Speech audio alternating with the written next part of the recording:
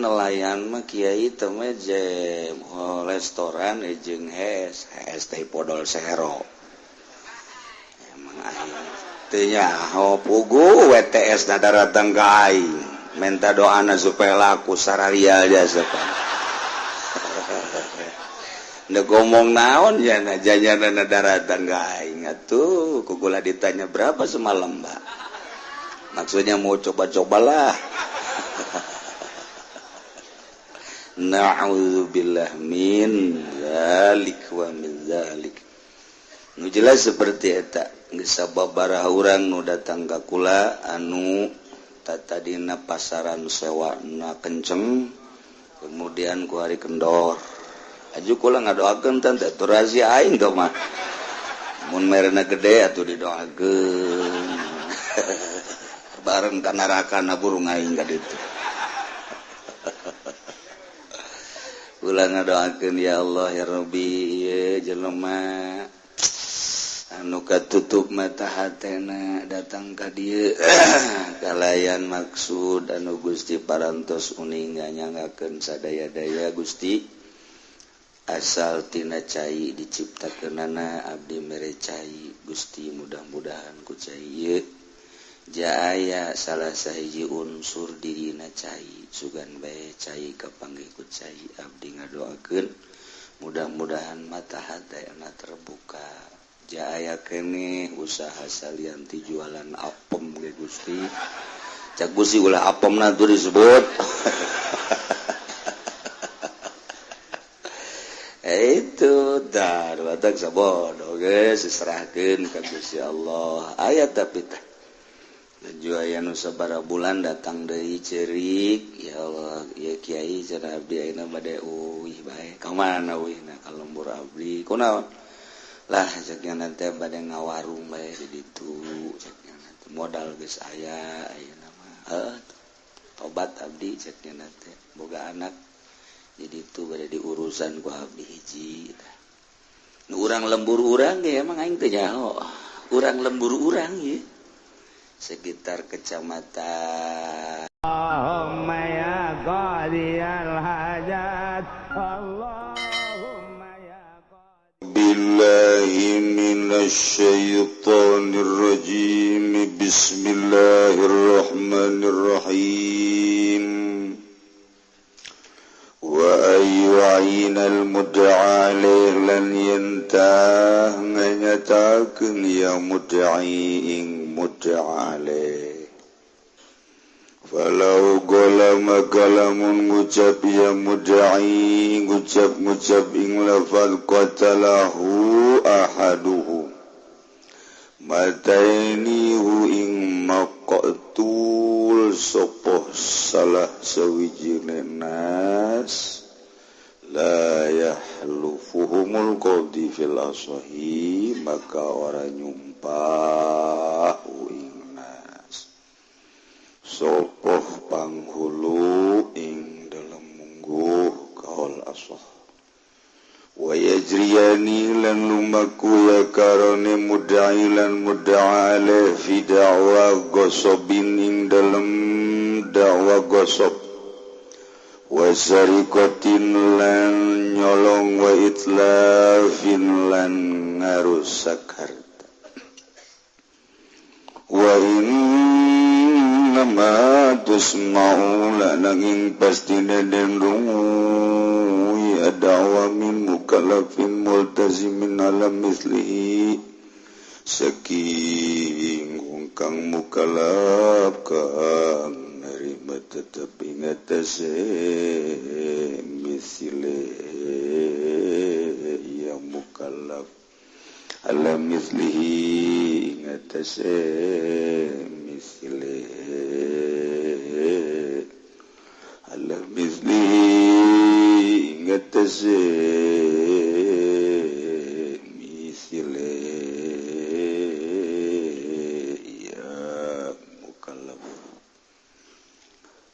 walau ida'ala mislihi ingatasa misile mukallaf atawa ingatasa misli mudda'i sami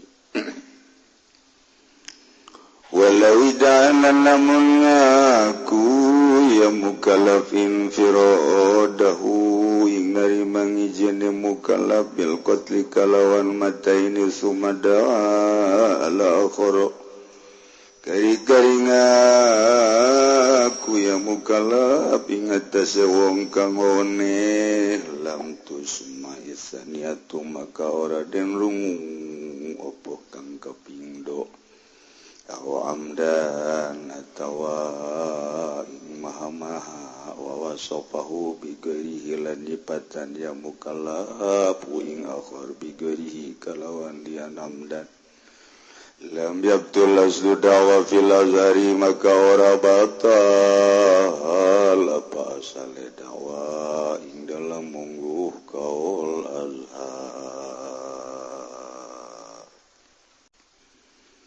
Ia mau pertanyaan bagaimana hukumnya mengikuti program BPJS Kesehatan di mana setiap bulan dipungut iuran dengan tujuan di saat sakit berat, sakit bebas biaya rumah sakit, dan bagaimana bagi karyawan yang diikut sertakan dan dibayarkan oleh pihak perusahaan.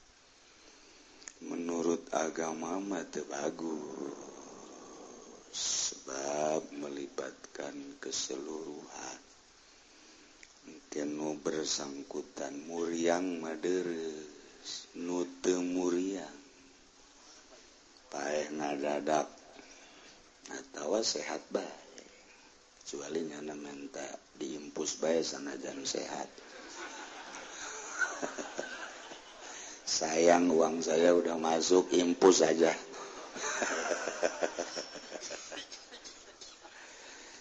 Jadi nurutkeun cek agama sesuatu nu teu jelas ulah. Cuman eta kan geus jadi program pemerintah, ya tinggal nahanan siksa bae di akhirat. Kesejahteraan lain kudu kos itu di pemerintah ambalaya duit munkulan nu jadi presiden teu kudu dipungutan. Pokona nu muriang nu teu muriang masuk rumah sakit. Presiden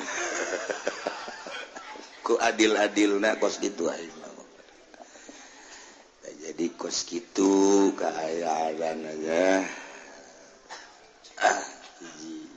Jadi panjang lamun dicaritakeun. Ieu keur carita atuh sepihak untung sepihak rugi. Kedua, bagaimana hukumnya bekerja di perusahaan di bidang perhotelan? Apakah halal rezeki yang kita dapat untuk menafkahi anak dan istri? Mohon penjelasannya dari Pak Kiai. Ieu mah urusana tafsir.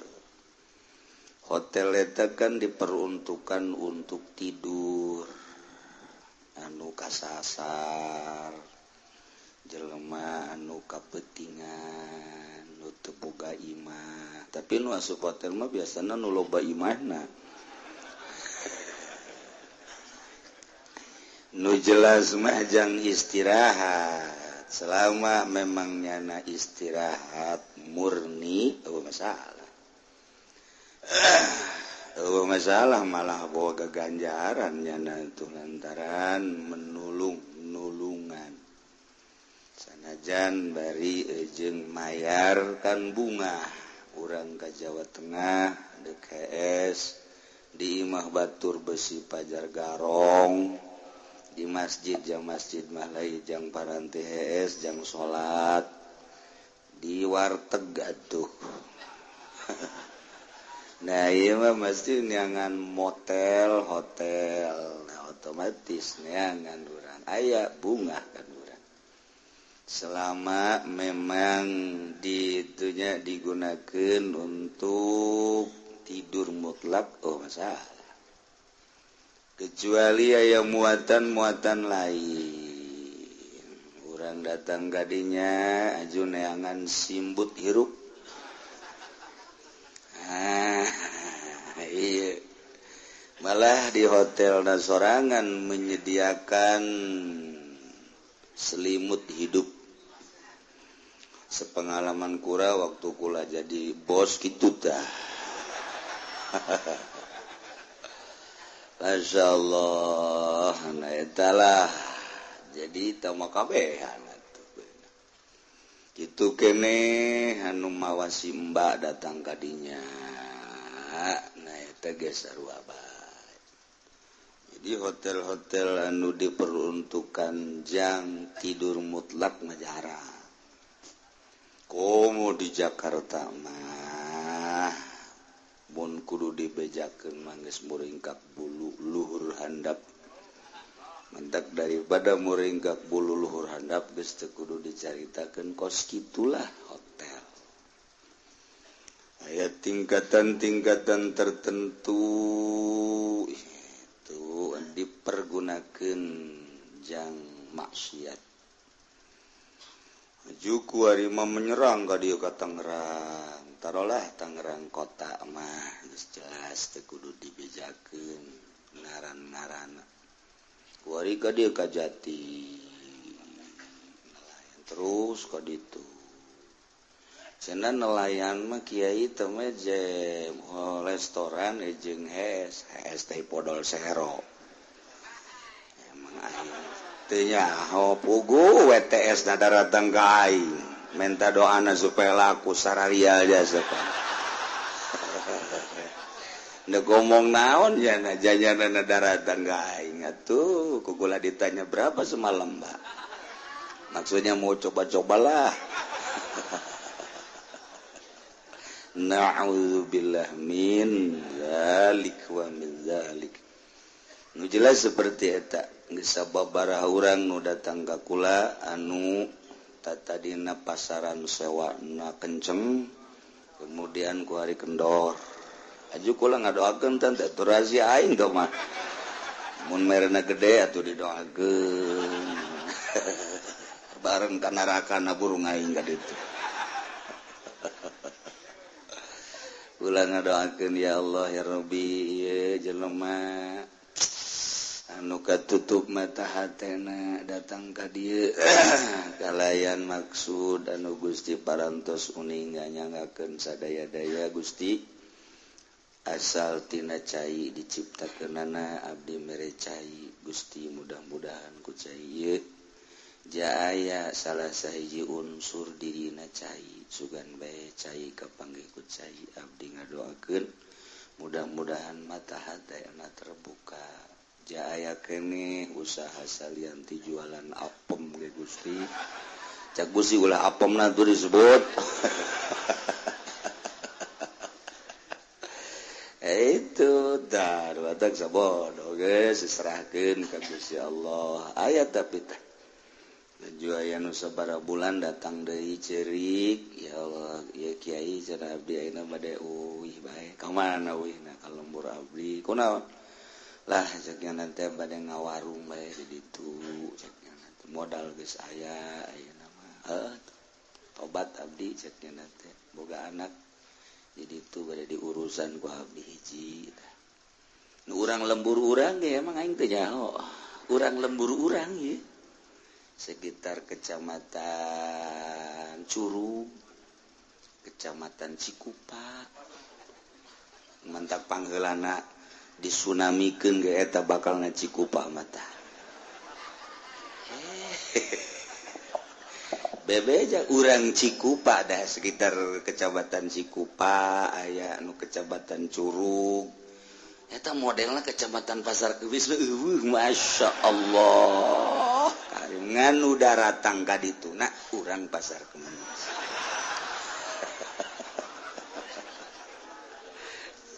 Gusti Allah gula jauh urang Pasar Kemis teh nu sok nelayan teh nya lillahi taala lain lalagan geus mun pake geus lillahi taala geus pohara tah tinggal Allahu akbar bae pan nyahona ti mana nyanana bebeja siapa yang suka yang jadi langganan Mbak ada orang Pasar Kemis juga cenah Kiai siapa celepuk we ngomong jisia aya istilahnya sababaraha urang sebagian pejabat aya kukula ditaliti kula kan pernah jadi intel baheula jadi diteliti kukula dengan cara kula tuh lain kieu ngobrol atunya lagi ngonaekeun kieu mah itu rahasia ngomong-ngomong aya sababaraha pejabat Masya Allah deuk kumaha negara beres lurah ya ulah diomongkeun lurah terus nyedak bakal naga ditu terus perhotelan dikir cerita perhotelan terus aya sabara aya 2 hotel nu deuk dibangun bari eta tanggung jawab MUI nu dihareupeun antara izin mengizinkan dan tidak tergantung MUI-na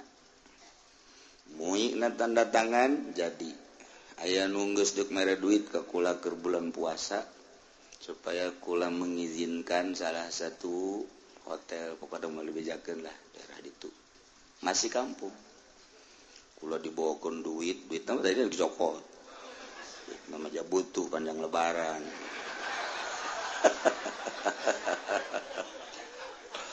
haju kula embung tanda tanganna tapi duitna deuk dicokot bae atuh cagana pinter kodek kos gitu embung aing ge gulanya itu bawa deui ku sia duit malah masukian aing jeung sia emang aing butuh gitu kan sia teu hayang aing kajenting teu dahar aing mah tatangga aing maksudna aing mah kajen dahar ge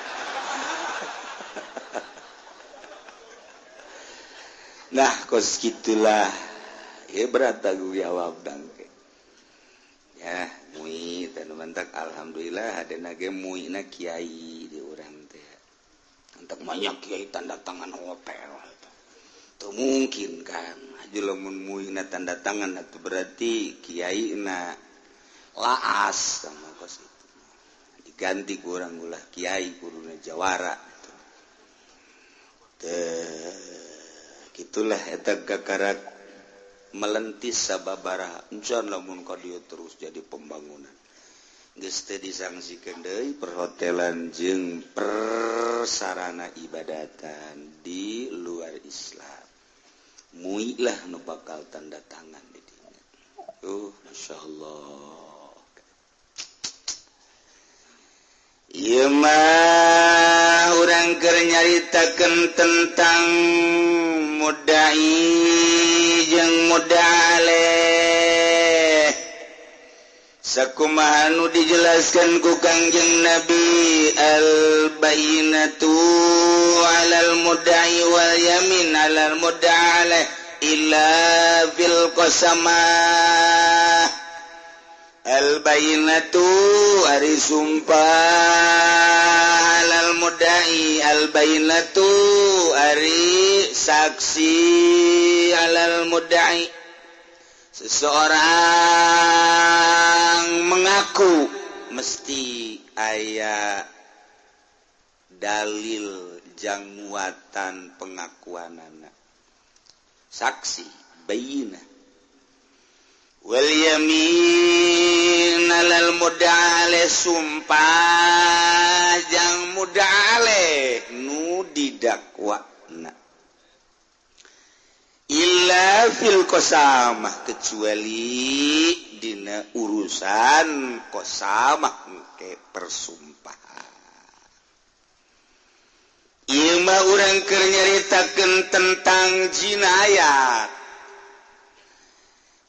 berarti hubunganana jeung perusakan-perusakan tentang jiwa tentang anggota maka disyaratkan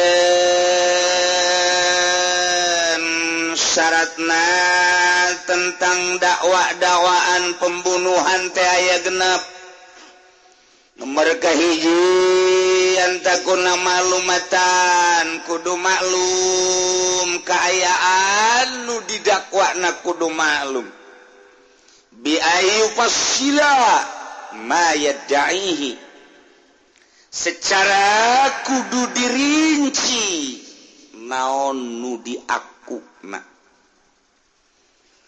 Zaid boga bapa ngaranna Khalid, kemudian terbunuh, dicarilah pembunuhna. Cari, kuari kacium ku polisi pembunuhna adalah Ki Bakar. Angkat Ki Bakar. Kemudian diinterogasi Ki Bakar teh, ajukan ke meja hijau. Tak eta teh menang langsung diponis bahwa pembunuh Khalid ialah Bakar. Kecuali kudu aya kekuatan terutama kudu aya barang buktina. Aya saksi ialah al-bayyinah lil mudda'i. Nyana kudu ngarinci ngajelaskan setelah memang benar Ki Bakar adalah pelaku pembunuh terhadap Khalid. Didinya kudu ngajelaskan nyana meme diponis yufassilu bi ayyu fasila ma yad'i. Motif pembunuhanana apakah ia terencana atau tidak, sengaja atau kesalahan, atau motifnya mirip-mirip sengaja, Sibih Hamdin. Nah, Ki Bakar setelah diinterogasi bahwa nyana benar adalah sebagai pembunuhna, ieu ulah waka dipolis kudu ngajelaskeun motif pembunuhanana. Apakah sengaja atau memang kesalahan atau memang ieu Sibih Hamdin mirip-mirip kesengajaan. Lantaran kebeda kan hukumna antar sengaja jeung kesalahan atau Sibih Hamdin. Nah eta Ki Bakar mesti ngajelaskeun syarat pertama. Temenang main hukum sendiri.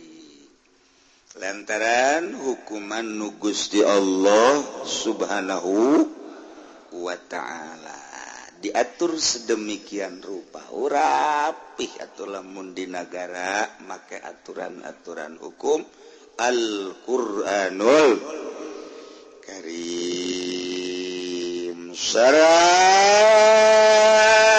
nomor kedua antakuna mulzamatan dakwanana kudu geus ditetepkeun. Geus palatus mau dakwah hibati sain teu bisa didenge jelema ngadakwa misalna dibere sesuatu tanpa aya dalil, tanpa aya kekuatan argumentasi. Zaid misal urusan hibah, Zaid dibere mobil ku Ki Khalid. Kemudian mobil tersebut diaku ku Ki Bakar. Ta eta Ki Zaid ngaku bahwa mobil anu aya di Ki Bakar eta adalah mobil anu geus dibikeun ka kaula. Cek Ki Zaid teh aku Ki Khalid. Ta eta mengaku bahwa Zaid telah diberi mobil oleh Ki Khalid sedangkan mobilna aya di Ki Bakar. Nah eta ge perlu argumen-argumen dalil-dalil. Lamun langsung ditanggapi bae, waktu pada ngararaku bae kabeh. Ki Zaid ngaku sebidang tanah, sedangkan tanahna dikuasai ku Ki Bakar nu nyekelna. Da eta mengaku tanah tersebut hanya menanti mana? Pamere ti kisah ti Khalid. Tak eta teu bisa didenge langsung pengakuanana kecuali kudu jelas tentang pemberianana. Ulah pernah dibere saha saksina mun aya ajukeun sanggeusna saksi komo kuari mana surat-suratna surat hibah dan lain sebagainya. Lamun itu boga surat, nah ieu adu kekuatan mana nu leuwih kuat. Teu bisa langsung ditanggapi ku hati. Katilu wasalisu ayeuna ieu nomor katilu wa ainal mud'ale nomor katilu si mudai teh kudu nganyatakeun dina dakwaanana al mudalih kanu didakwana Zaid boga bapa ngaran Khalid terbunuh. Ternyata begitu diteliti pembunuh nate ieu adalah mengarah kaki bakar. Nah ieu kisah teh kudu ngajelaskeun dina mengaku pembunuh terhadap bapana nu ngaran Khalid mengarah kaki bakar, kudu ngajelaskeun bahwa Ki Bakar adalah sebagai pembunuhna. Tentuna kudu aya tanda-tanda. Kudu jelaskeun tanda-tanda pelaku pembunuhan tersebut. Nu mantak setelah lapor langsung tewak ku polisi. Setelah ditewak integrasi langsung kudu ngajelaskeun. Zaid panggil, setelah Zaid panggil Bakar dia panggil. Nah eta urusan polisi kadituna lantaran urang make cara-cara urang hese. Maka polisi mah bener bisa jadi bener, salah bisa jadi salah. Dibalikeun deui bener jadi salah, salah jadi eta doang itu kuat mutah. Bener jadi bener mantep, salah jadi salah mantep, tapi bener jadi salah, salah jadi bener. Iya nu teu mantep nah. Sakola polisi mah urusan kos kitu teh. Nah, dibantulah ku ari ku pengacara ku advokat. Urusanana nyaho henteu, nyaksian henteu, tapi nyan siap.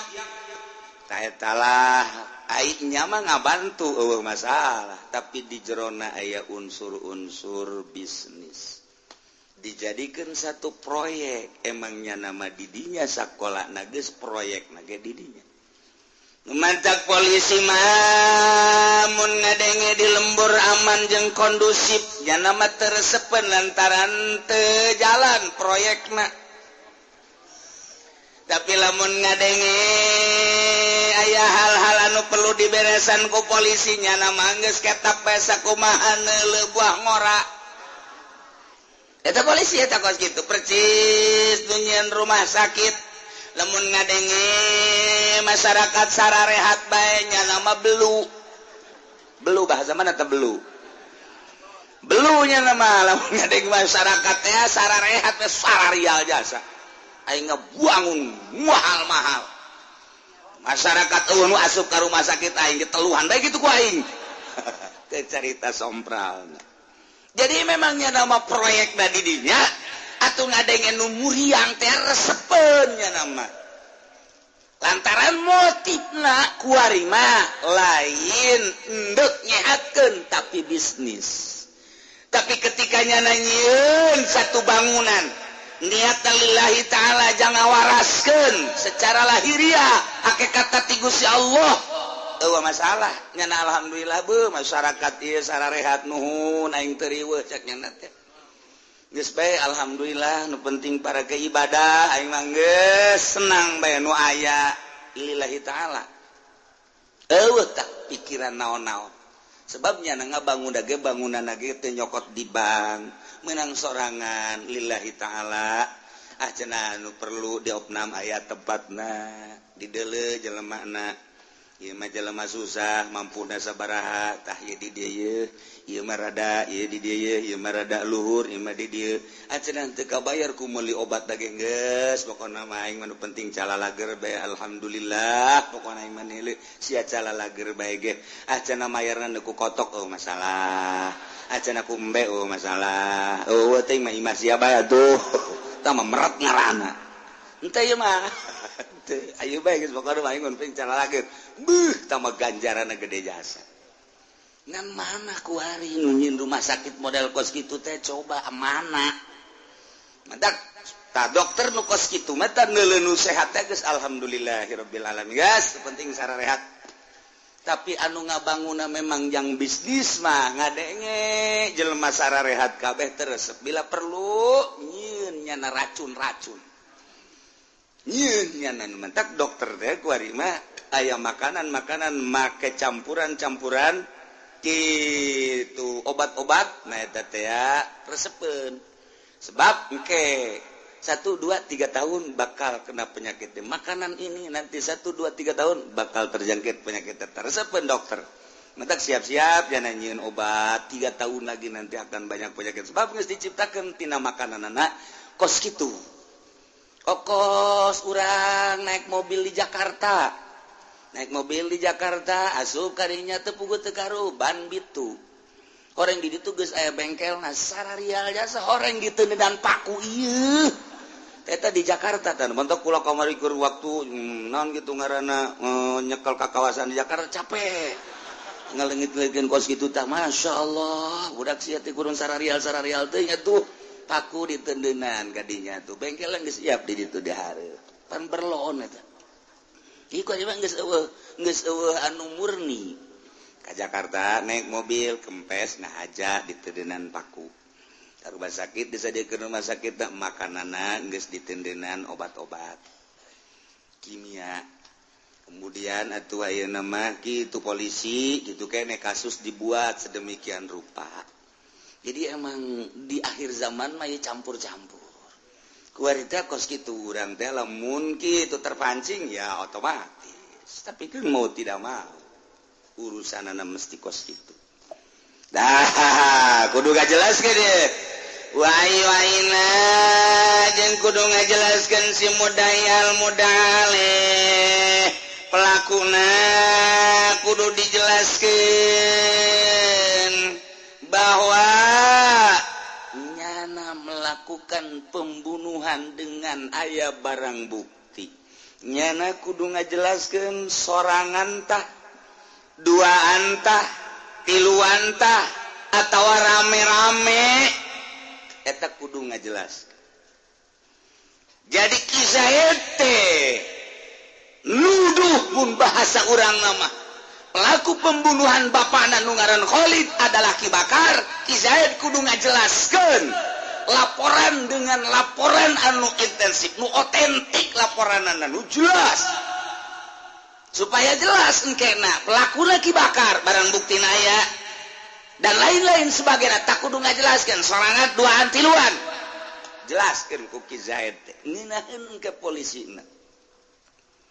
Oh, sidang di meja hijau kan enak.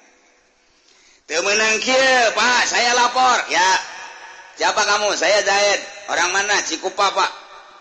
Laporan apa? Bapak saya nama Khalid, Pak, dibunuh. Oleh siapa? Pokoknya tangkeplah pokoknya tuh. Bakar dan rekan-rekannya tangkap. Kok bisa begitu sih? Pokoknya tangkap dulu dah. Tangkap pujana ayam meureun 5an. Zaid, ini Bakar dan rekannya sudah ditangkap. Ini siapa pembunuhnya? Pokoknya apa salah satu dari yang 5. Cak polisi sial amat sial. Atuh salah sahiji nu 5 teh nu mana? Pokoknya salah sahiji 5an eta lah pembunuhna. Teu bisa kitu, tetep kudu dijelaskeun. Atuh lamun salah sahiji mah meureun Bakar enak aja. Beun sia meureun dadap. Woi, sembarangan. Meureun sia waru. Enak aya lu. Enak aya. Oh, kampung Melayu berarti ya. Nu 5an ditanya lamun salah sahijina doang pelaku pembunuhan eta ngaranna teu jelas. Jadi lamun teh mah Zaid ngajelaskeun qatalahu ahaduhum pembunuh bapak kula teh salah sahijina tinu 5. Oh mau bari teu dijelaskeun mah bahwa pembunuhan tersebut teh urang lembur eta. Nah eta teu bisa diterima. Tetap layah lupuhumul qadi fil asaq teu bisa disumpah ku qadi heulana lantaran encan jelas tetap kudu jelas heula nu rapih teu meunang sambarangan beusi salah kitu mentak kudu nyieun undang-undangna nu rapih beusi cara kajadian antara pengemudi jeung polisi teh Zaid nyana usahana di beca. Orang Madura bisa orang Madura mapan ngomongna. Aya sewa. Tangkap ke polisi. Balik. Ada apa, Pak? Enggak lihat rambu-rambu tuh, lihat. Saya lihat, Pak. Rambu-rambu apa itu? Beca dilarang masuk ke situ. Kenapa kamu masuk aja? Di situ gambarnya, Pak, beca tidak ada sewa. Ini kan ada sewa aja, Pak. Polisi bingung. Goblok kamu. Ye, saya apa Bapak yang goblok? Bikin rambu-rambunya yang bener dong. Tapi di situ kan ada di bawahnya dilarang beca masuk sini. Itu kan udah, kamu bisa baca enggak? Enggak, Pak. Kamu nggak bisa baca. Kalau saya bisa baca, apa saya jadi polisi, Pak? Saya nggak bisa, cuman lihat aja di situ ada beca pakai palang begini, nggak boleh masuk. Saya lihat becanya kosong, saya ada isinya, Pak. Kata polisi, udah langsung atuh, blon kabehan, Pan. Kita bisa ada tuh orang Madura, sial jasa. Orang Madura, mau kos gitu mungelehnya nama. Sama sarwa yang dilarang kencing, ngising di dinya. Sarwajing eta pantama, dilarang kencing di sini. Oh, nggak boleh juga kencing. Berarti berak nggak boleh. Padahal mapan kencing bae nuringan teu meunang atuh komo ngising. Itu ge sarua beca kosong bae teu meunang atuh komo aya sewaan. Dasar orang Madura blon. Tetapi polisi eleh bae. Gara-gara naon teu bisa maca nya. Nggak bisa baca kamu? Enggak, Pak. Beneran? Ya bener. Kenapa nggak bisa baca? Kalau saya bisa baca aja, saya jadi polisi. Ntar bapak yang saya tangkap. Udahlah, lurus. Ntar sewanya berapa bayarnya? Bayarnya 5.000 bagi 2 dong. Aduh, kita polisi Madura kos gitu. Di Tangerang menuntut. Itu beda lebih parah malah. Aduh, Gusti Allah.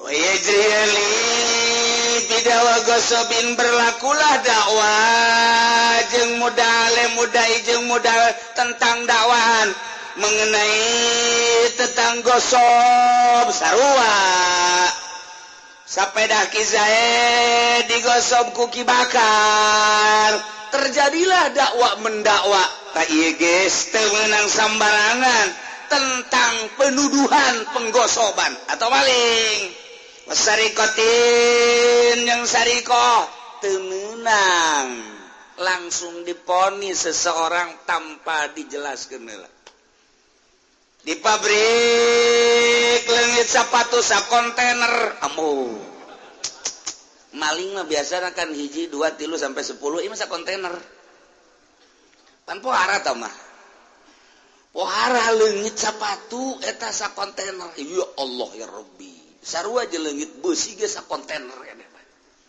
Wih.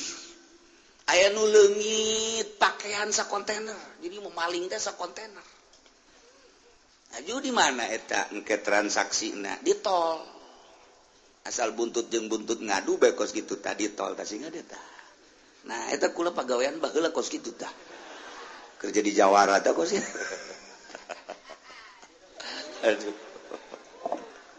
Eta badak besi aya kontainer truk kaju aya di sisi teh aya 2 kieu teh sih gade. Terus aya polisi dia bangun nduk eta teh kitu polisina bangun nduk nangkep teh. Biasa nyana kuntang kinting padahal mah eta teh geus sakongko. Atau polisian make pakaian polisi dan lain sebagainya kos nduk nangkep bae biasa padahal mah koreng bawaannya na kemeh bae. Kos gitulah lu enggeus seperti eta. Nah, otomatis kan bos nanya, manajer ditanya, big boss nanya, kok sepatu hilang?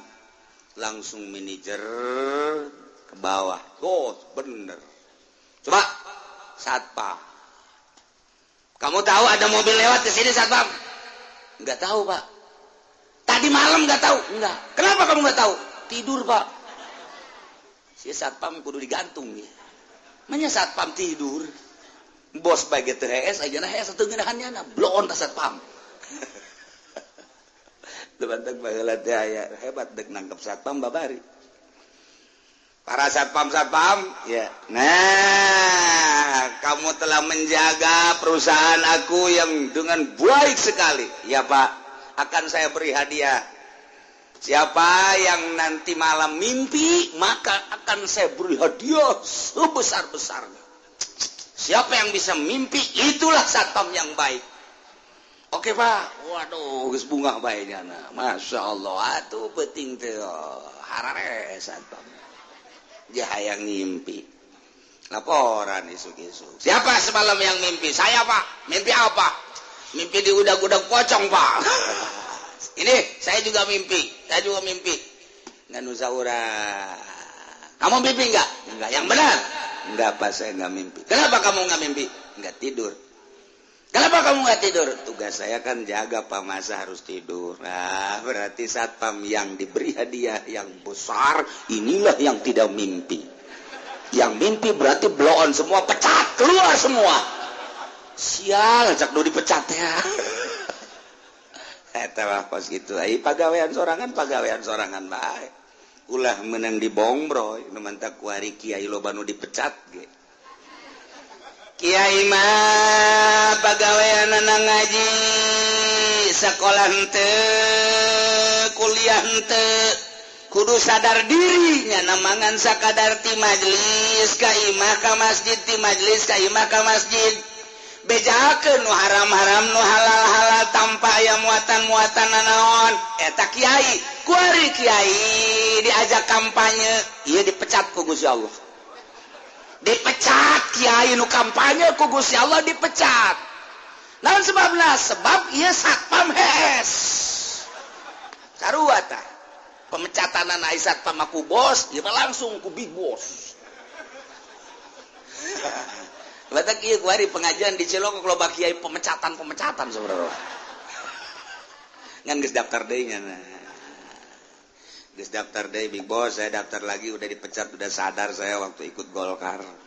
Sekarang saya atuh mau daftar lagi. Iya boleh, cek big boss. Boleh daftar lagi. Oh no, hadiah-hadiah. Hadiah-hadiah mau wajar aja tuh big boss. Udah mohon maaf aja lah. Mobil Avanza doang. Taeta. Jadi kiai teh lo bantu dipecat, segala asup Golkar. Segala PDI. Wacana ieu mah PKB sarua. Petilu mah cenah asas Islam, asal teh kodol sero. Eueuh nu beres kabeh ge. Taeta kaluar ta kiai. Cenah ieu mah aing mah kiai na ge pantatarina ge sanawiyah aliyah terus kuliah ka ditu ka mana? Ka Jakarta. Ka mana kuliahna sia? Yain baheula kuari naon? Kuari mah diganti. Nah, jadi kula mah aya bidang di dinya teh eta. Nu mantap kula mah ka dinya, ulah jadi kiai atuh sia. Di dinya tuh di urusan politikus, di urusan perpolitikan. Jadi kula mah jadi kiai ongkoh, jadi politikus ongkoh. Apa naik kiai mah ngagugulung ilmu Allah, ai politik di Indonesia mah ngagugulung ilmu juri. Manya bisa akur antara kakiaian jeung kajurigan. Sia dek gedean kakiaian ka Allah, dek gedean kajurigan. Pilih ku sia. Dipecat sia kuai. Tah. Teu malikir tak kiai. Da ieulah percis ko satpam molor. Dipecat ku bos teh ge kiai keluar tidak rela dipecat. Mata embungeun masyarakat ngaji di tongtrongan bae ge. Tongtrong datang ke songhek tongtrong. Tambah make sapeker dulur. Majelis geus bagus ya kulan teh gara rajin bolon. Cek masyarakat sia nu bolon. Ngadu jeung masyarakat goblok sia teh kieu tolol. Je teu daekeun ngararaji, ulah oka ngajakan batur, kiai heula. Apaan sabeuleum tah? Aduh Gusti Allah. Sakieu aing balik lah cenah ngajina. Terus anu nita ngaji ka dieu. Geus minggu hareup lolos. Tadi tuh ngaji jeung bupati ka ditu. Jeung gubernur. Abeh saruang ke di Pondok Bambu ka ditu. Pondok Bambu teh naon? Ya Allah ya reta, ieu keur carita pemecatan keluar tina rel. Mata kiai mah tuh sakola henteu naon teh geus ngaji. Ka majelis jeung santri ka masjid, itu geus ka imah. Aya we nu paeh ka dinya diondang nyala teu. Aya nu neuk hajatan ka dinya kitu rasulan nyala ka dinya hadiah puji. Beres beres geus. Aya benok meuli mobil, alaga, meuli mobil anyarnya. Waduh, kudu disembur heula. Ieu lamun teu disembur cilaka. Sia bisa, atuh ka imah heula atuh. Weuy, kudu make kukudang. Kiai ge sarua nipu mah nipu bae sarua. Ngan teu kanyahoan kiai mah nipuna. Urusan gaib pan tah mah.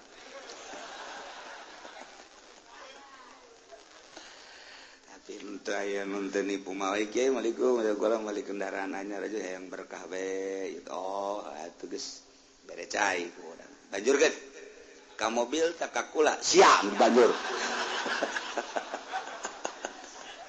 Supaya tarariis. Tuh ya iya wa ayu aidal budda alaih geus palau qala qatalahu ahadum pembunuh Khalid salah satu dari 10, salah satu dari 20, salah satu dari 5 teu bisa didege mah tetap kudu diteliti heula. Lamun memang Khalid ieu memang terjadi dibunuh mengarah kaki bakar dan rekan-rekan supaya ngaku heula teu beunang salah sahiji 10 salah sahiji urang lembur eta teu bisa kitu jeung kodi polisi panghulu atawa jaksa layak lufuhumul qadi teu bisa nyana langsung nyumpah bil asohi. Berjalanlah antara mudai jeung mudaleh tentang pengakuan gosok, pengakuan maling, perusakan dan lain sebagainya. Sarua teu meunang langsung kitu teu meunang kitu menuju tanpa aya tanda-tanda keabsohanan. Jadi urang langsung nyaga teu bisa. Nyangka mah boleh-boleh baik. Panggil heula, langsung jelaskeun, langsung integrasi. Sonajan sekali, 2 kali, 3 kali tanda-tanda kebenaran nama bahwanyana sebagai pembunuh atau bahwanyana sebagai perusak atau tetep teu bisa. Eta kakarak 2, kakarak 3, kaopat. فَلَنَسْأَلَنَّ الَّذِينَ أُرْسِلَ إِلَيْهِمْ وَلَنَسْأَلَنَّ الْمُرْسَلِينَ Wallahu a'lamu bimuradi engke urang tekan kiamat sanggeusna kiamat tiupan pertama Kangjeng malaikat Israfil alaihi salam niup jelema teh kakaler ka kidul kawetan ka kulon lulumpatan anu keur nyusu anakna dibalangkeun budak leutik keneh kakarak leumpang geus suisan kobo aki-aki mah modar di dinya geus aki-aki mah teu kudu kiamat ku ari ge titah leumpang di nu panas engke ge oleng gejebur sorangan mentak lamun perangnya nama engke ku Amerika ge moal ditembak moal nya perang tutut hook senjata nembak nu kieu cek antepkeun lupat di kieu doang moal ditembakeun hok luru aing ka sia budak beladik goplak no kan bener kan paeh sia namanya geus aki-aki atuh teu kudu diangsongan senjata aki-aki mah angsongan sieni urang Lampung ayo sia kena naik paeh di luhur bateung nah ieu ke kiamat beres parae ganti bumi rata gunung Masya Allah mentak kurang lamun jaritakeun ente nyangka gunung teh bakal na angger horenganan tamur meresap gunung nuku urang kaciri teger watarol jibala ente neule gunung pajar ente mah gagah tegak luar biasa orenganan gunung teh lempang tamurrum maros percis okos mega bae lempang gunung gengke ba lempang yo ku balikat isapet rat ha lelempangan kari kakalek aju wataral jibala qamidah disangka gunung teh teger kuat Horenganan tamu rumah sahab gunung sakit tegerna kok masih Juned ajur ganti rata laut gunung Kobe wah geus diterjemahkeun ku Raden Oma Irama kiamat terjadinya dan jadi presiden. Masya Allah, gunung-gunung yang tinggi menjulang. Hari itu akan dimusnahkan. Wah, pohara jasa. Masya Allah. Lautan yang dalam sarua. Eta kos itu jana benar di Quran masalah eta. Ya Allah, ya Rabbi. Beres kabeh. Kuari hujan. Teng. Tiup roh. Ku malaikat Israfil. Saat merelentis kostoge cal roh ararasu ngeguh jelema nu tadina sepi eueuh sasah wabeh poe kullu man alaya fan wa yabqa wajhu rabbika dzul jalali wal kullu man alaya fan wabeh aya di bumi langit rusak modar kabeh wa yabqa wajhu rabbika dzul jalali wal ikram hanya Gusti Allah sorangan nantangan Gusti Allah limanil mulkul yaum can jadi raja apa ieu raja Mesir raja Mekah raja Yaman raja Indonesia udang ngaku sia jadi raja udang Jokowi udang Prabowo udang cak Prabowo hirup kene mah can nyaho bawa jadi henteu itu bayar turun geus. Coba Soekarno udah kayak diundang ke Pak Harto udah Gus Dur saya kan dilengserkan cek Gus Dur ya saya emang gak ada tanggung jawab bukan dilengserkan kalau saya lanjut baru saya tanggung jawab untung saya dilengserkan ya udah cek malaikat Israfil tenang Dur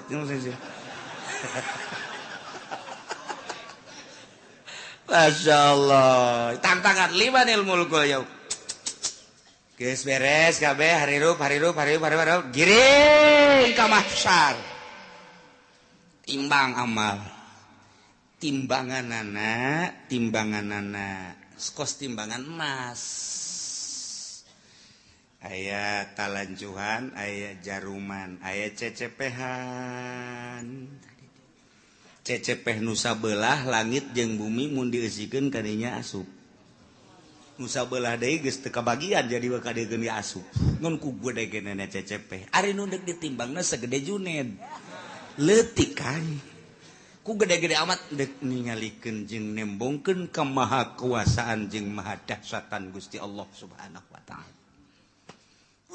Jelema digiring di berbagai negara kabeh ka mahsyar. Di mana letak mahsyar? Letak mahsyar teh Masjidil Aqsa. Berarti didi itu boga sejarah dunia, boga sejarah di akhirat ge boga sejarah. Masya Allah karim. Iyalah, nu dek dicaritakeun. Rantung jelema kabeh. Malaikat Jibril cicing di tengah. Dihareup Kangjeng Nabi urang. Malaikat Jibril Mikail di belah katuhu. Jibril Mikail Israfil belah kenca. Anjing Nabi dihareup plek. Kumpulkeun ku Gusti Allah. Falanas'alanna alladzina ursila ilaihim wa lanas'alannal mursalin. Cek Gusti Allah aing bakal nanya alladzina ursila ilaihim ka umat-umat anu diutus para rasul. Ndek ditanya teh an ijabatihim ar-rusula wa amalihim fima balagahum tentang ijabah ka para rasul jeung ngamalkeun naon nu disampaikeun ku para rasul ka maranehanana. Masyaallah. Di samping umat nu bakal ditanya walanas'alannal mursalin. Yakin kaula nu agung bakal nanya deui ka para mursalin utusan-utusan ditanya anil iblagi tina nyampekeunana. Ya Allah ya Rabbi. Wabah ditanya. Bari pertanyaan teh sabenerna mau balana kusana alaihim bi ilmin.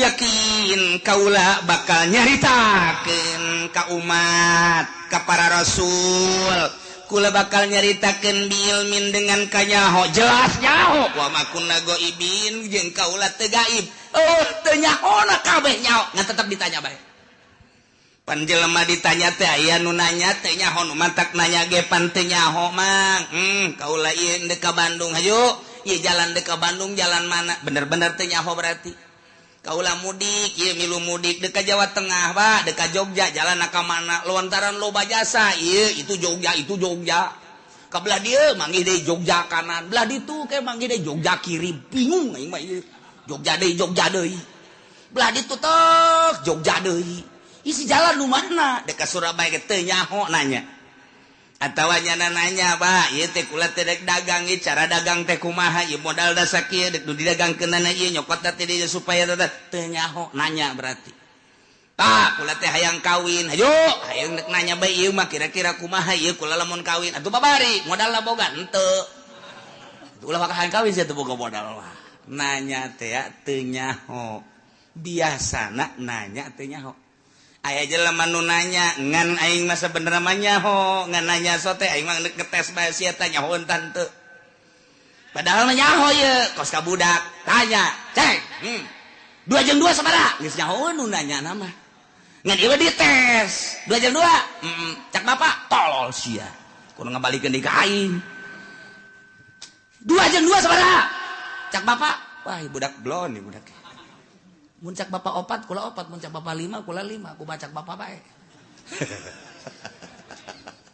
nyaho ye nu nanya nama guru ka murid nyaho nu mantak nanya teh dites berarti nah aya deui nanya teh ngajejeleh boga anak minta duit dibere tah 1 juta yo meunang saminggu minta deui teh jang anu bere deui minta deui dibere deui geus kalima kali ka dia sia cicing sia dinya dieu hai aing geus sabaraha kali mere duit ka sia bego teu meunang tah anak atuh hitung bae ku bapak ditikem sia ku bapak goblok atuh nyahoeun bapak ge ieu geus mere duit sabaraha kali ngah sudah dipake naon tah duit ieu sia didinya pertama sia ku aing minta dibere kadua dibere aju minta deui dibere tah aing nanya ka sia geus sabaraha kali aing abah ge mere duit ka sia teu meunang teu hitung bah teu meunang jalain kos kitu teh mah maksudna nyarekan aing lan sakali mere duit ka sia tapi ku sia teu digunakeun eta duit tuh tolol-tolol teh si otak pasang atuh menta deui si mah gawena menta mah lulu nyarekanan tah mah nanya tapi nyarekan go Wadi bah, ya abah mah boga duit, ajo minta duit seperti sia mentana. Mio seperti tah mio. Oh sia dibanding mio, tapi pakai kusianya, nu bener tah, belikan kusia. Lamun kredit jeung cash lain deui bah hargana. Lamun kredit sabaraha? Barakara kredit? Ngomong sia lain sari. Bahkan hese dek beli cash deh di akhir zaman mah kredit bermodel. Yahudi teh geus kos karar itu bae. Nah, belikeun. Meunang meureunnan setengah bulan bah. Ang melikeun motor deui motor naon? Motor Mio. Anu itu ka mana? Aya mah aya bah. Ngan ieu kebutuhan aya deui bah. Bere deui. Ja aya ieu bapana ge. Duit mah eueuh bapana mah aya. Aya tah. Bere deui. Eus bere deui 3 kali. Je budak motor kamarana nya dibeli cenah kebutuhan barang ditanyakan ternyata dijual. Oh adek abah sabaraha kali belikeun motor ka sia hah sabaraha kali pada teh mah nanya nyaun jan umang meulikeun ge abah pan make nanya deuk nyarekan nah ieu ge sarua ye Allah teh deuk nanya ka umat atuh teh kudu ditanya ku Gusti Allah jauhkeun nyahoeun. Ja Allah mah pangeran. Urang turun ka alam dunia Allah nyahoeun, kuari hirup dihirupan ku Allah, Allah Maha Uninga. Kemudian urang kuari ayeuna di baya pagawean dagang berpolitik atuh Allah mah Maha Uninga. Kapae-pae urang mah teu nyaho ira bakal pae Allah bageus nyahoeun. Kumaha ditanya tuh urang ku Gusti Allah, nanya da deuk nyarekan ka urang. Nah, ieu sia bakal ditanya ku Gusti Allah. Teu menang kieu, sia ku aing pan dihirupan. Nah sia harita teh hirup kemudian pagawean sia waktu hirup naon bae cak Gusti padahal Allah nyao cak urang teh atuh coba bae Gusti kanyahoana tumpahkeun ka dieu wah dikerekem sia ku Gusti Allah teu menang kos kitu nyanggakeun sadaya-daya Gusti mun Gusti Maha Uninga. Nah ieu bakal ditanya urang kabeh ditanya urang sebagai makhluk ditanya Kangjeng Nabi lagi ditanya sarua bae. Urang ditanya tentang naon? Tentang an ijabatihim ar-rusul wa amalihim fima balaghum. Urang teh ngaijabah ka Kangjeng Nabi. Narima kana ka Kangjeng Nabi syariatna jeung ngamalkeun datang ka mana? Ditanya. Zaman Kangjeng, zaman sahabat, zaman tabi'in, zaman para wali, kuari. Junaid maju. Enggak. Zaman saha hirup? Beye. Aing mah lain nanya rajana lain kiai sia nu nyampaikeun amanah para rasul nu nyampaikeun nu tabligh nyampaikeun amanah rasul saha zaman sia abdi harita teh kitu mui abdi harita di kecamatan mah kitu Kiturmudi naiknya ke kabupaten ju naik dinya ke provinsi. Pernah nyampaikan? Ai dibayar nyampaikan. Ai henteu. Mana? Muina mana? Mui. Panggil muina. Ih, kuari ngana ngeungeunahana. Mui nagara sia saha harita? Mui abdi aya orang kronjo. Panggil. Iya, nu formal. Nu formal dipanggil. Eta mah geus teu bares tah mah. Lantaran nya nama ngomong aya dibayar, teu ngomong teu dibayar teu ngomong. Dibere daek ngomong boga jabatan, teu boga jabatan teu daek ngomong. Ieu mah anu berkeliaran bae sa. Nah aya digigir.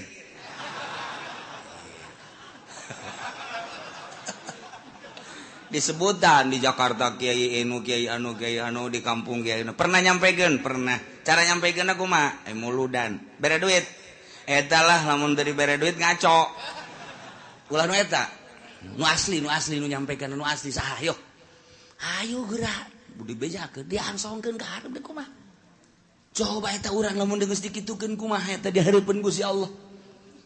Nah sia zaman ieu pernah nyampaikan nyana bahwa Nabi akhir zaman Kangjeng Nabi Muhammad pernah. Kemudian naon nu disampaikan ku manehanana rukun wudu, rukun salat dan syariat lah dain semua. Bener. Coba tanya kiaina ditanya deh. Siapa pernah nyampaikan? Bener. Nyampaikan lagi dah bae.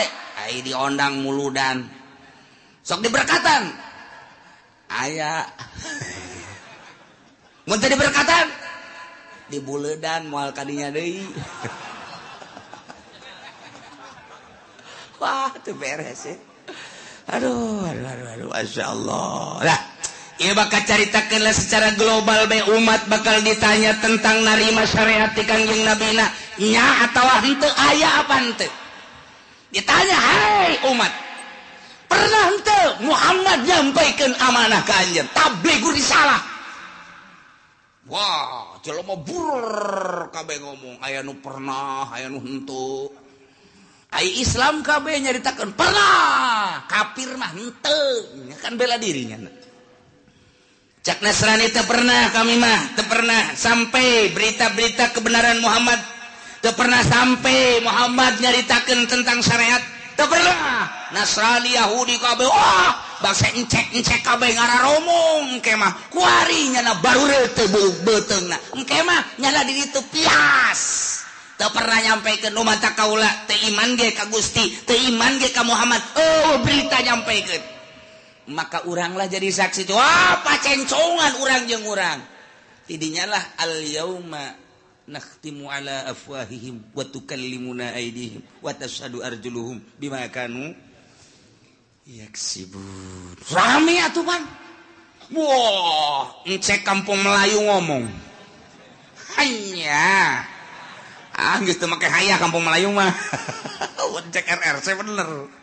nu kampung Malaya mah geus pohon bapak bahasa encek lagi geus bisaeun eta mah nya enceknya susah ya Allah nya di neraka saneng rugina ka bina-bina hehe wahara jasa ari tatanggana mah nu Islam sanajan nyana ka neraka pan bakal dikaluarkeun tatangga si encek milunya dan digawe jeung encek tapi kan nyana lantaran aya imanan tetep dikaluarkeun untung kan no iya wala nas'alanna alladzina ursila ilaihim ditanya umat tentang nerima atau henteuna ka para rasul jeung sanggeus nerima ngamalkeunana macem-macem ke rame wala nas'alannal mursalin para rasul ge ditanya Adam ditanya Idris ditanya Kangjeng Nabi Nuh ditanya Kangjeng Nabi Sulaiman, Kangjeng Nabi Isa, Kangjeng Nabi Musa, Kangjeng Nabi urang ge ditanya, nyampikeun apa henteu? Masya Allah. Padahal mah Allah teh nyahun falanakussanna alaihim biilmin wa ma kunna ghaibin. Teu gaib nyaho, ngan deuk hayang nyaho coba datang ka mana bari deuk ditaubeh. Di memeleh di jejele aya jelema anu abdi mah ieu hirup teh di zaman SBY kiaina harita kiai Pulan abdi mah teu pernah ngadenge nyana nyampaikeun ore cok jelema teh falanakussanna alaihim ilmin cak Gusti Allah nyaho aing ge sia teu ngaku datang tablighur risalah melalui kiai anu siana cak Gusti Allah nu teu ngajading teu ngadenge pan aya muludan pan aya rajaban kiai ngabuka pangajian tong-tong ge datang ka songek siana nu teu daek falanakussanna alaihim Allah jaritakeun nunaeun bagi kiai nu katitipan ilmu sampaikeun besingke di akhirat ditanya walanas'alannal mursalin ditanya para mursalin ditanya para wali para kiai ketika urang dikahareupeun kiai anu sia di zaman anu nyampaikeun teu henteu kunaon sia dititapan emang teu nyampaikeun nu ngondang kunaon sia nu mata kayang diondang ieu cak ditangkal amun naon tah teu nyawa nya nambongan di ditu tah ngadeukeun tukang sate ieu tah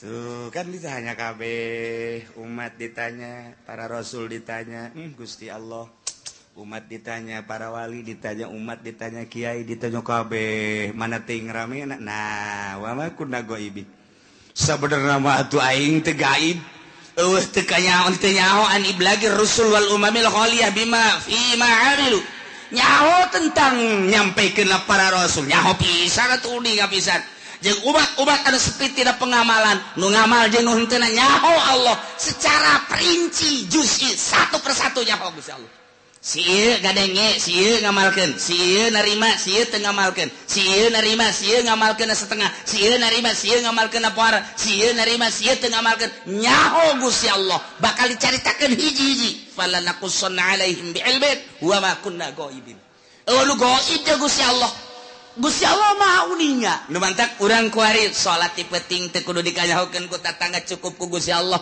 engke bakal ditanya ketika ditanya aya teh berita tablighur risalah aya melalui saha kiai anu sia ngamalkeun tante nyanggakeun sadaya-daya ke Gusti mah uninga abdi penting-penting ge hudang haju kiai haju HS deui eta nu ku aing ditolol-tolol ge sia goblok sia hudang mah hudang tapi ngan kiai doang tapi kan uninga Gusti Allah aing nyaho ka sia sok ngaji lempang ngajina nyaho aing ngadengekeun nganyaho haju ngamalkeun nyaho penting sia hudang haju tahajud aing meukeun nanya bae cek Gusti Allah sebagai pangeran ditanya ku aing hijau padahal mah aing geus nyaho falanakussanna alaihim biilmin wa ma kunna ghaibin nu gaib jeung aing mah aing nyaho ka sia narima ti kiai anu kemudian sia ngamalkeun geus ka belah dieu ya sia zaman sasia abdi bareng jeung si itu hirupna pernah sia ngadege urang ti kiai pernah ngamalkeun Gusti mah uninga teu kaburu Gusti naon bae kasibukan sia abdi di pabrik Gusti mana babaturan sia anu di pabrik aya tuh itu sia ke di pabrik sia eta neangan duit jang kitu napakah pamajikan jeung keluarga sia sempet salat abdi mah minggu ngaji lamun teu keur gawe emang aya nu minggu gawe aya Abi mah ieu teh ai naon kitu ngaranna kesempatan salat bareng sapabrik sia pan sia mah salat sia henteu nyangageun Gusti dek kuas wa ma kunna ghaibin udah gaib nek ngomong naon sia ja aya dalilna tah babaturan sia mah jadi pabrik ke sapabrik bala jeung sia malah sakontrakan sangarendeng sia mah ja salat sia nu henteu nah nu matak sapabrik aya bae tah nu dibere daek salat jang dalil engke di akhirat besinya ngomong bogus sih bongan abdi mah dibere susah haju di pabrik teu kaburu salat Gusti neangan duit bae babaturan sia datangkeun ja susah sarua pas salat sia ka ditu atuh ndek lompat ka mana sia ayo sia dalu wabakun lagoibin waduh gaib jago sia tah mah deuk nyarekan bae supaya kadenge ku ban sojen tinggal babaturan-babaturannya waduh si itu dicarekan moal teu aya dicarekan.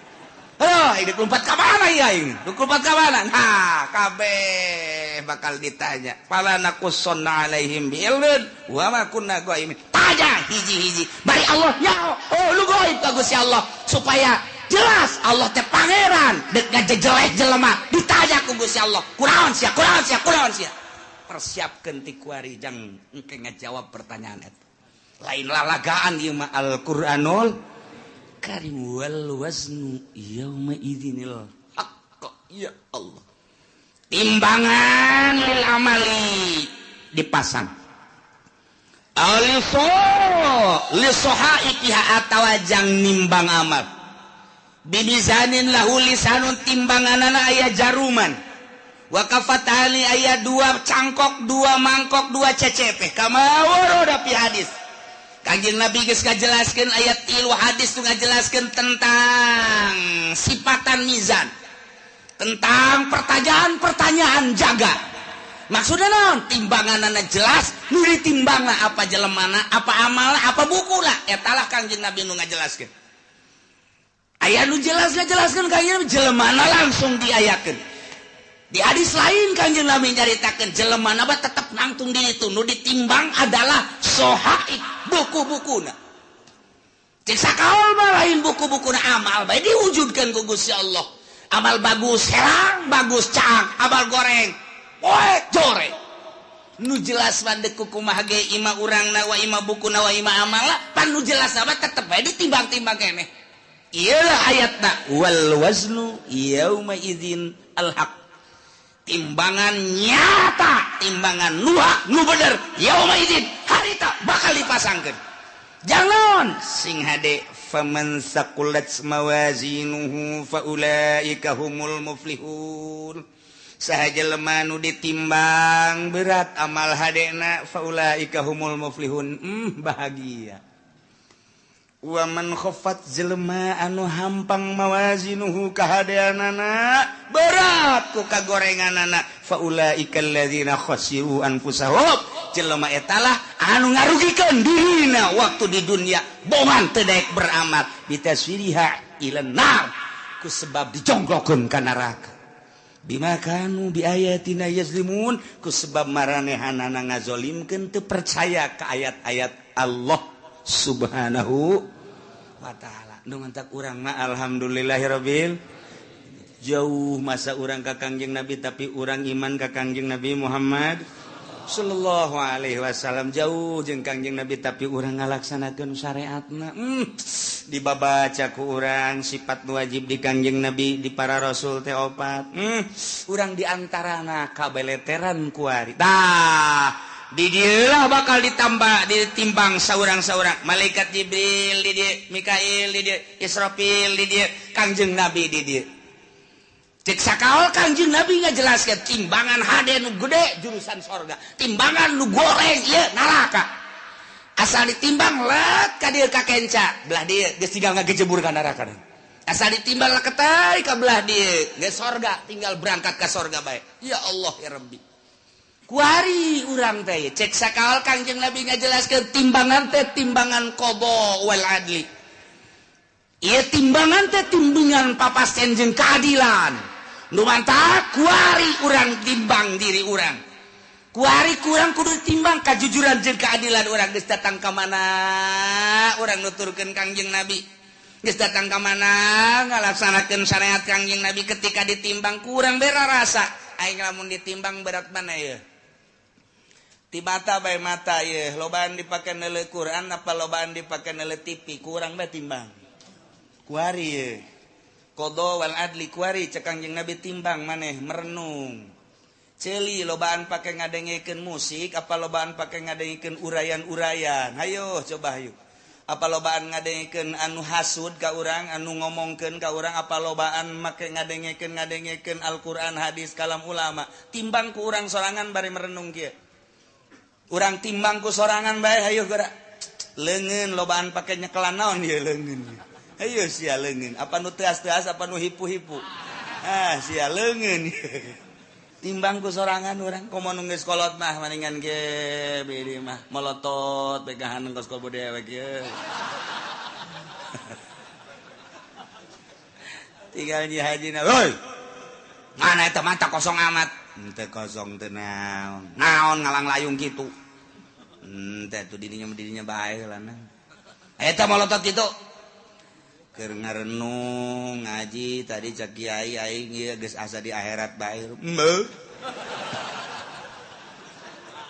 ya hajina teu percaya karena kuari bae kalau ngomong gitu atuh sia ieu bener ku sia dikitu-kitu dikenal tuh iya keur ngalamun aing di akhirat teh cek kiai ge timbang cenah amal hampura aing haji ya tukul ge hampura tah geus rada deres sakitu mah kula deui beureun hampura sok nyerekan ka Pak Haji tenan atuh hampura aing geus dihampura jasa mun aing kawin deui tah pakarak deuk bener ge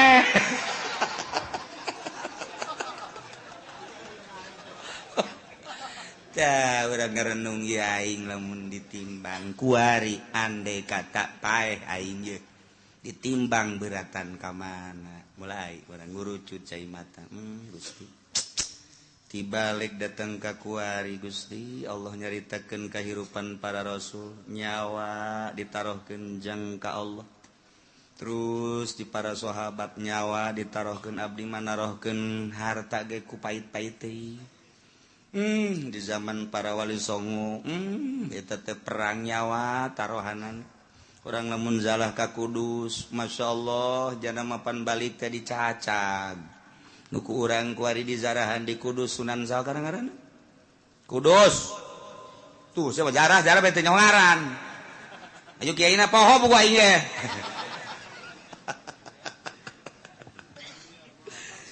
tuh eta panjana mah perang Sunan Kudus mah perang balik teh pan dibawa teh tinggal nyawa balancak sakaol bapan potong ieu na ge nuku urang di zarahan eta saja parsa di Kudus teh Kudus masyaallah balik nyawa batur menyawa tarohana pake liilai kalimatillah renungkeun ku urang aing boro-boro nyawa duit ge ku pait-pait teuing ge aya masjid ge butuh ka keramik koop biasa bisa babara kali mah haji jamang haji mah atuh jajan mah aya atuh ieu keramik ge keramik nu sajen heula ke kurang karak aing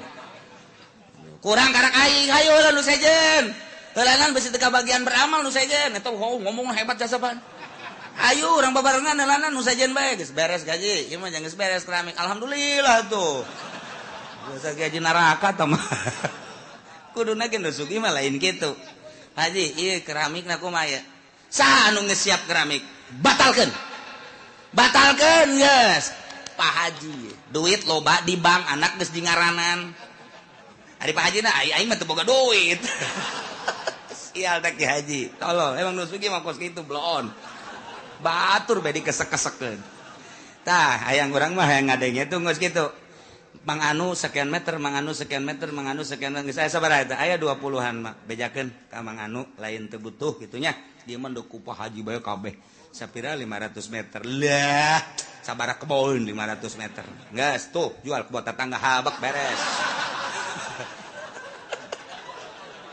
oh bener lah Ki Haji dasar pelit-pelit bae tah ngeunaheun urang ngadengena bejakeun geus dulu sadaya hampura ieu mah dek ditarima bae nu 1 meter 2 meter ngan ke dialihkeun ka nu sejen sebab ieu keramik ditangkes ku Pak Haji Anu oh maksudna abeh teu kesel deui cek jada teh ieu mah duitna aya naon teh alhamdulillah atuh nu kami mah geus kanaonkeun bae kan ngeunaheun teh mun aya di lembur lu kos itu ieu mah henteu Pak ayo heula ke kurang aing kurangna 1 meter eta nu dimaksud ku aing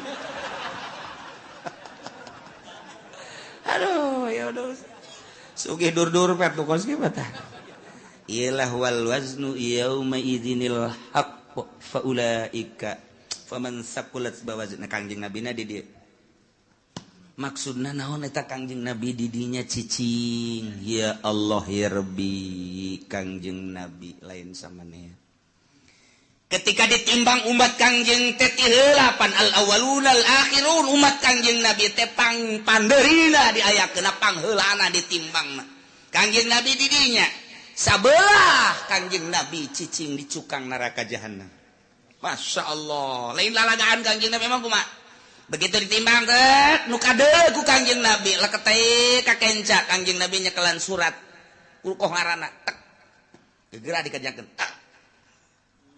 naon cak dibeu ulah bomong berat antah tadina ka ditu kok jadi ka ditu salam surat leutik mah eusina la ilaha illallah muhammadur rasulullah eusina eta tah leutik jasa surat asal ketei ka ditu naon teh cak dibeu ulah long nu penting salamet bae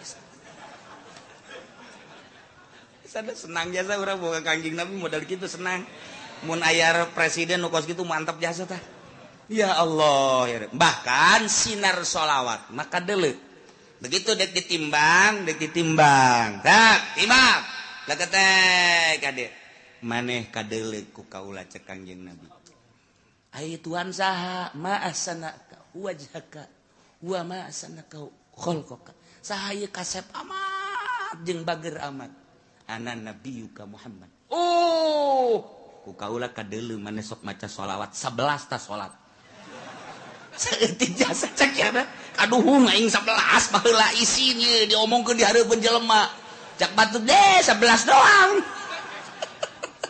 geus kajeun 11 ge lantaran saya istiqomah geus begitu ditimbang tek tendeunan sholawat ka dieu 11 bae kuat ka salamet tas salat 11 nyana nanya heula masana wajhaka kasep amat Tuhan saha jeung tita tadi tutulung bae ana nabiyuka Muhammadun pohara ieu kacirita nu sok maca sholawat mah ku Kangjeng Nabi kaciri sidar sholawat tah geus disalabat-salabatkeun mantap ku ari ulah cicingeun geus kolot poe Jumat geus jam 10 ka masjidna ih teu bisa jam 9 mah teangan di dinya tihang jang nyalande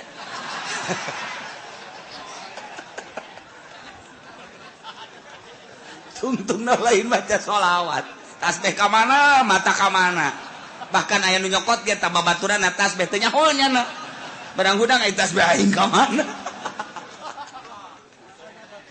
Harus baca sholawat lah mumpung orang hirup komo nu geus kolot mah ya ingat wal waznu yauma idzinil haqq ya Allah ya Rabbi ingis jasa untung aya Kangjeng Nabi urang Kangjeng Nabi Muhammad sallallahu alaihi wasallam lantaran kabeladianan mah cepet ya cepet limbangna cepet jadi Kangjeng Nabi kan latuh kulantaran sorangan limbang cepet lai ka dieu aya anu henteu kabagian sapaat kaburu Kangjeng Nabi na keur munyeuna ka dieu ieu ka dieu dibalangkeun ka ditu kan waduh aing Muhammad bae cek jana aing teu kabagian lieu tapi tetap Kangjeng Nabi kadeuleu ku Kangjeng Nabi pas gagolepak ka neraka cekel ku Kangjeng Nabi mantap tulung ka malaikat Jibril salamat ka eta atuh teh manggeus jore cek eta teh jadi itu lagi main simplong melulu ya aya sholawatan cek Kangjeng Nabi sabaraha sih sok maca sholawat ai muludan ceknya maca tante henteu ngadengekeun doang lumayan sakitu ge cek Kangjeng Nabi nya daek ngadengekeun assalamu alayka zainal anbiya ya assalamu alayka atqal atqiyai nu macana mah santri kan jeung kiai aya sia gula mah cenah ngatur-ngatur eta berkat cek aju ngatur-ngatur diatur teu jang kula heula teu tetap salamet bae pan mah apa arek eta ngan eta teh ngaguling heula ka neraka tah mah tapi tetap kok ngajar rewel Jibril salametkeun masyaallah Kangjeng Nabi moal aya pang sibuk-sibukna ieu ketika wal wazdu yauma idzinil haq sibuk biasa Kangjeng Nabi geus manu ieu geus manu itu geus manu ieu nu itu geus ulah aya bae umat Kangjeng Nabi nu ngagolepak ka neraka pohara jasa pan mantak teh kuari usul ka Kangjeng Nabi beusi engke kalepasan teu kadeuleu teu karawel laju teu kalekep ka bapak tuh Padoh pan geus dikalekep apa teu kadeuleu ku Kangjeng Nabi. Umat aing geus beakeun kan Jibril. Beak geus. Aya wae nu teu kalekep, bangona mah aya. Pasti tadi aing sakieu sibuk da cek Kangjeng Nabi ka dieu itu. Eta lah aya bae. Coba, tang. Ya, tuh bener. Cabut Jibril, cabut. Sih ti kalekep kunaon? Kredit cek kira teh. Lu batak ketik wari urang lobakeun maca sholawat ka Kangjeng Nabi Muhammad sallallahu alaihi wasallam. Apalkeun ayat ieu mah ieu jang supaya urang merenung.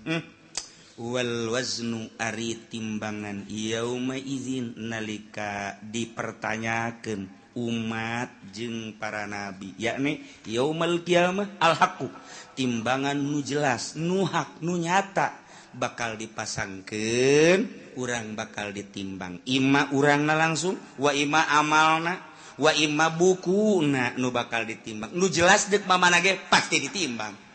Renungkeun ku urang aing mun ditimbang beratan mana. Haju Kangjeng Nabi neuleuh tah henteu ka aing saat eta. Mun urang ditimbang bagus nikmat amat. Ketika orang ditimbang goreng haju Kangjeng Nabi neuleuh tetep ku Kangjeng Nabi diamankeun. Ieu nu rempan mah timbangan urang jorek, Kangjeng Nabi na teu neuleuh ka urang. Apa teh kalekep eta? Tah ieu tah nu dikhawatirkeun beus ti kalekep doa. Masyaallah. Mudah-mudahan urang kabehan engke katingali ku Kangjeng Nabi urang, disafaatan ku Kangjeng Nabi urang, sehingga urang kabehan salamet di bawah bendera Kangjeng Nabi urang, Kangjeng Nabi Muhammad sallallahu alaihi wasallam. Walaqad makanna wallahu a'lam.